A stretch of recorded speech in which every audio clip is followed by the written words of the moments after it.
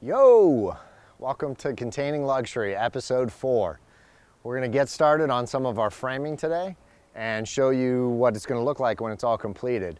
We're also going to have a helper today, our 16-year-old Yorkie, who is also wearing sunglasses in case you didn't notice.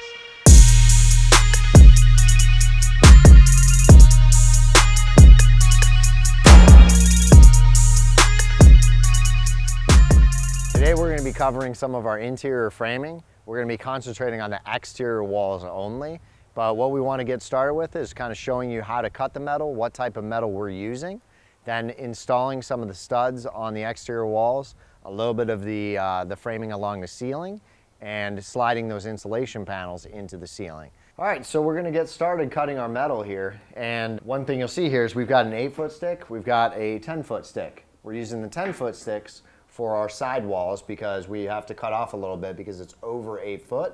So these we're cutting to like 9 foot 2 or whatever it is. And we got 8-foot metal for the ceilings since those are going widthwise, so we have as minimal scrap as possible. To do this task for cutting your studs, real basic, you're gonna want a tin snips, a marker, and your tape measure. Besides that, we can get started cutting.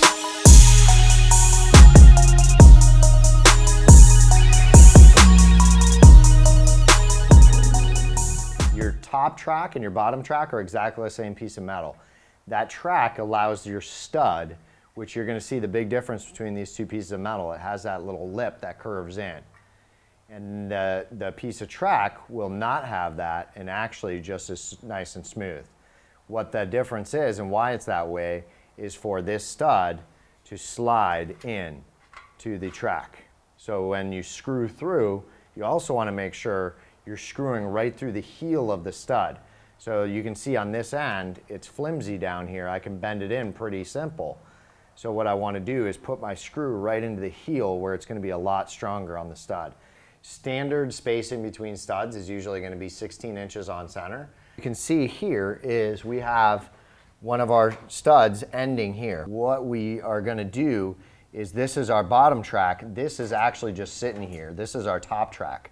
So what I want to do is lay out my 16 inches on center. I've got this centered on this stud here, so I'm going to go ahead and mark 16. And a lot of the tape measures, it's actually going to be in red on there, so it's really quick. But I want to mirror this now, so when I'm up on the ladder, I don't have to sit there and try and lay out my stud spacing and be screwing above my head while holding all this stuff.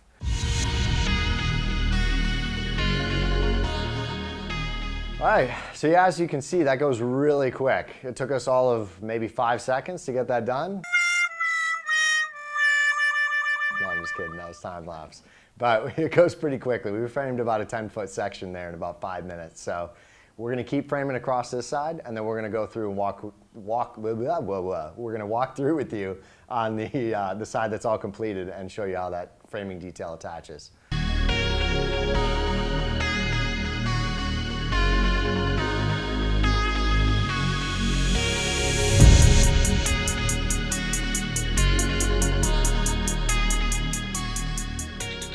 What you can see here is we're actually going ahead and starting to install the wall track that's going to hold the ceiling in place. It's the exact same piece of track that we use on the top plate and the bottom plate. And what this is going to do is hold the studs in that go across the ceiling. Exactly the same installation. So I'm pulling my measurements again off the floor to get that level line so that I know the same distance it's going to be everywhere across the whole container. If it looks like we're dying of heat stroke during this video, it's because we have to turn off our only, I don't even know what it's called, my brain is melted. Our only fresh air every time we record. Otherwise the mic's just picking it up. So every time we want to film, we have to stop and we're just sitting and like baking in the oven of the container.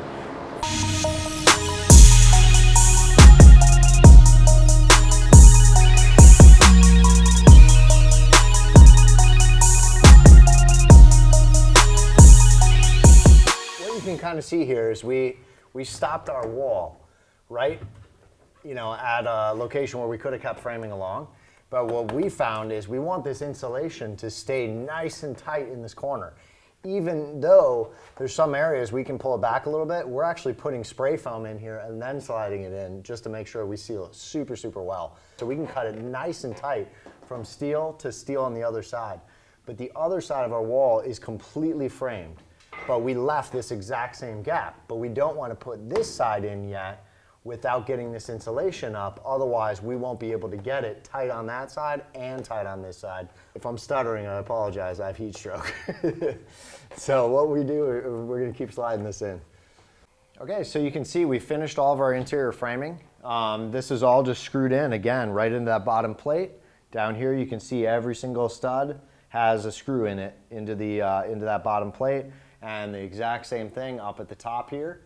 You know, everything's tied in nice and tight. And what you can see here again is that nice frame that we built that's screwing our window in using big exterior, like 3-inch or even 4-inch screws into that frame detail that we showed you on the previous episode. There we go. Fixed it. Oh, yeah. Oh man. That's fixed. There we go. Good as new. Our walls. And then we're gonna reshoot this because this is no good. You're doing great. Ah!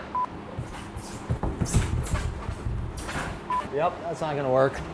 I can't even speak right now, dude. I'm like brain dead from heat. If it looks like I'm sweating profusely. I'm trying to remember what I was just saying. I'm dying of heat stroke right now. What were we? I don't remember anymore. What are we actually even doing?